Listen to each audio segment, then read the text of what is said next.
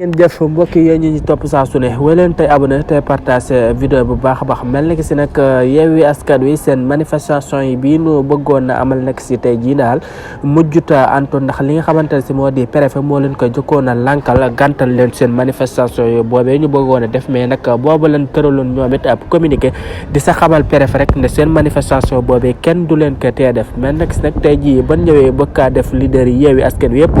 ñëwoon nañ teew bëgg a def li nga xamante ne si ne moom moo di seen manifestation pacifique boobee ñu nasoon mais nag li nga xamante ne si ne moom moo di takk deri daal ñoo leen sa bàyyiwul benn yoon ñu def loolee nga xamante ne si ne moom lañ bëggoon a def seen manifestation pacifique yooyu sa lañ leen dóoree ay lacrymogène ba tax na mbooloo ma daati tasaaroo mujj noo amal la nga xamante ne si ne moo di seen manifestation boobee pacifique ba bëggoon